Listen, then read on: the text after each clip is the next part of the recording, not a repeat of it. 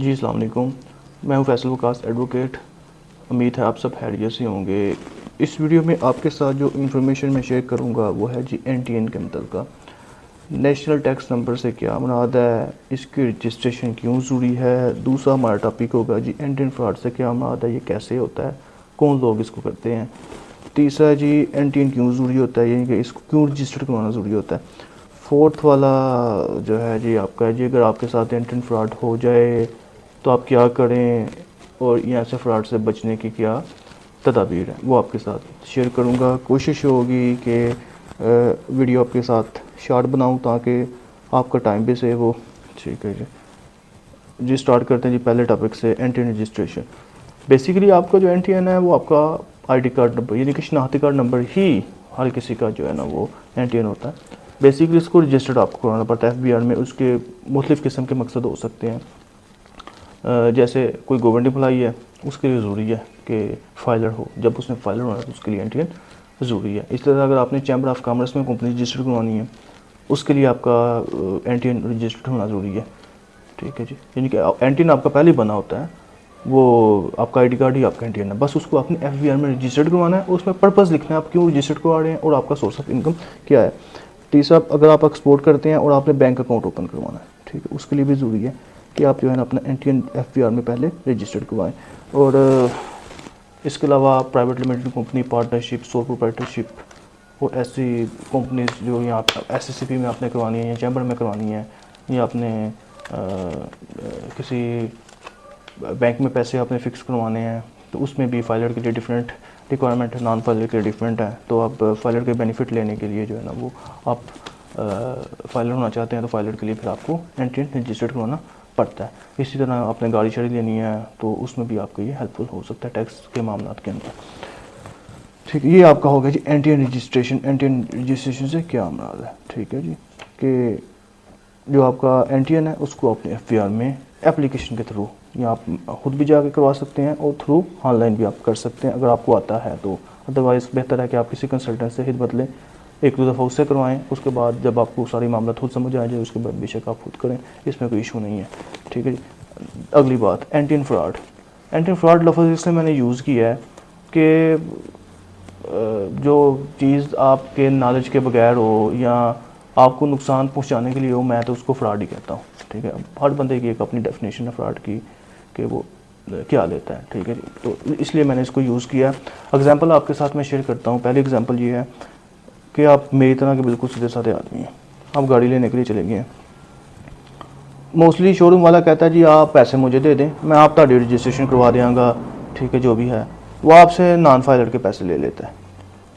ठीक है जी, कहता है जी आप नॉन फाइलर हैं तो आप मुझे पैसे दे दें। वो उसमें काफ़ी डिफरेंसेस अमाउंट में ना, फाइलर की फ़ीस अलग है और नॉन फाइलर की फ़ीस अलग है।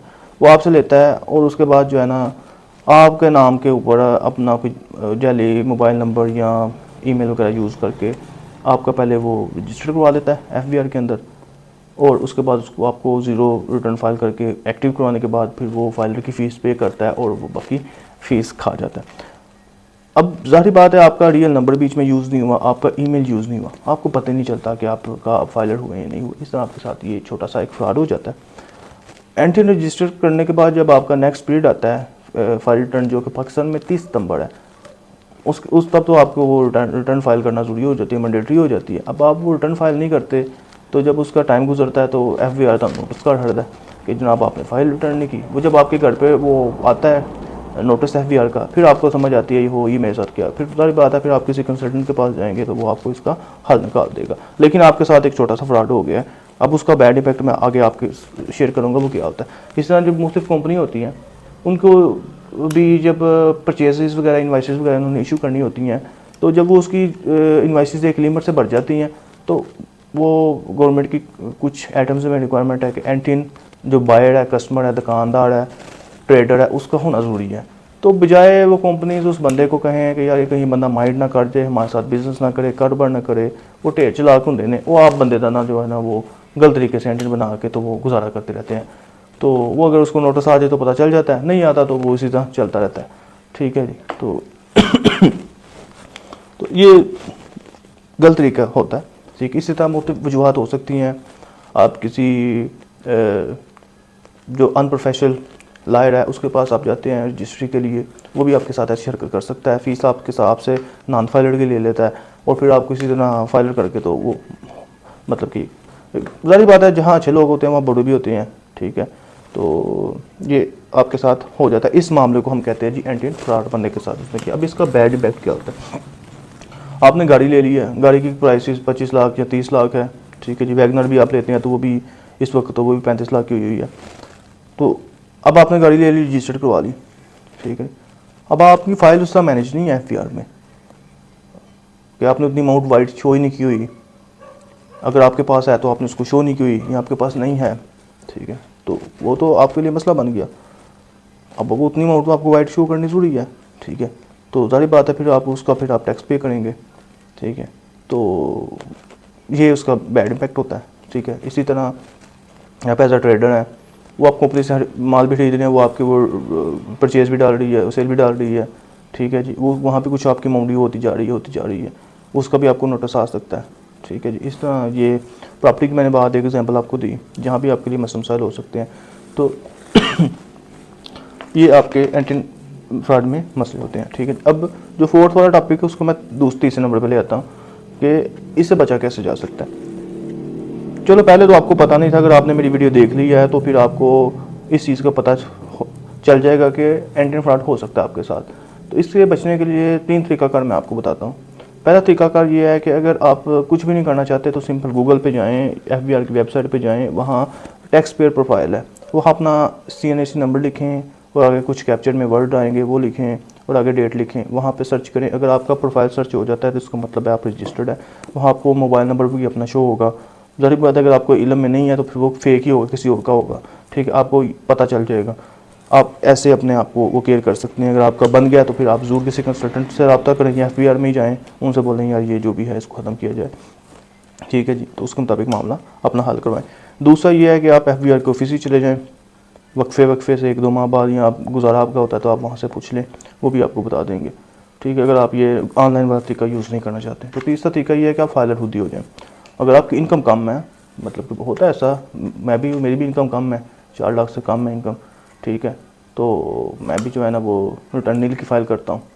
तो आप भी नील की फ़ाइल करें, इससे एटलीस्ट आपको पता तो चलता जाएगा ना कि आपके साथ क्या हो रहा है, क्या इशूज़ आपके साथ मामला हैं, ठीक है जी। तो ये 3 तरीकाकार है आप कैसे बच सकते हैं। अगर आपके साथ इशू है तो आप आपका जो सिटी में कंसल्टेंट है, अच्छा, आप उससे रब्ता करें, उससे अपना मामला बताएं, ठीक है, तो वो इंशाल्लाह हल हो जाएंगे, सही है। और सस्ते कंसल्टेंट के पास ना जाएं, मेरे जैसे के पास ना जाएं, अच्छे वाले के पास जाएं, ठीक है। 4 पैसे लगाएं, आपका काम अच्छा होगा। आगे जी फोर्थ वाला जी, एंटिन ज़रूरी क्यों है, क्यों ज़रूरी हो जाता है, रजिस्ट्रेशन ज़रूरी क्यों हो जाती है। उसकी मल्टी रीज़न हो सकती है। पहली रीज़न है आपने फाइलर होना है, ठीक है, उसके लिए आपको फिर एंटिन रजिस्टर्ड होगा तो आप फाइलर होंगे। दूसरी रीज़न है आपने गवर्नमेंट जॉब करनी है, तो उसके लिए आपको जो है ना वो रजिस्टर करवाना ज़रूरी आपके साथ हो जाएगा, ठीक है जी।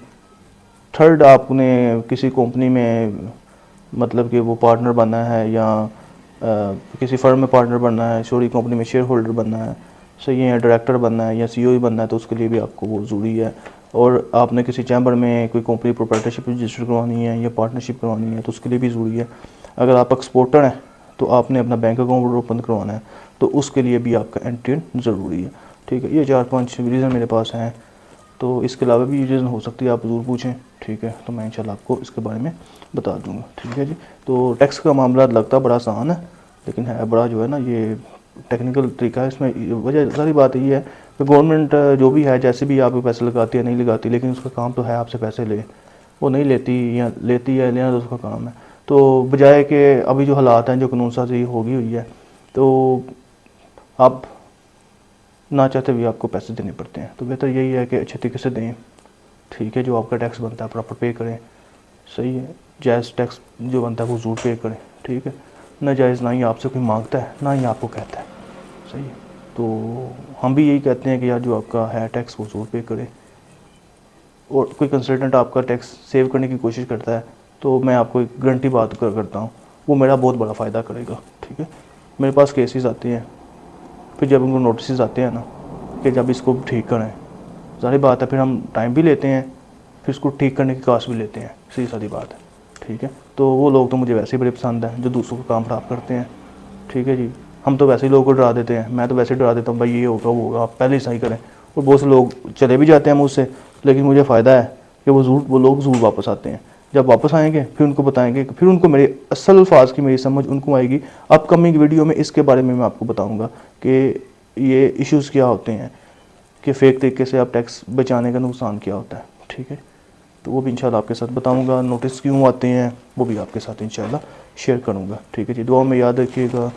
ठीक है जी, और हस्बत तौफीक वही बात है कि मेरा चैनल ज़रूर सब्सक्राइब कीजिएगा।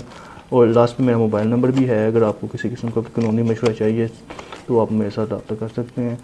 ठीक है, सुबह 9 से 1 बजे तक कॉल कीजिएगा, उसके बाद ज़ाहिर बात है। और अगर आप ज़्यादा बिज़ी हैं तो अगर कॉल आपकी अटेंड ना हो या आप मुझे टेक्स्ट व्हाट्सएप भी कर सकते हैं। इंशाल्लाह आपको मैं मशवरा फ्री दूंगा, काम कोई नहीं फ्री करूँगा। ठीक है जी, अल्लाह हाफिज़, थैंक यू।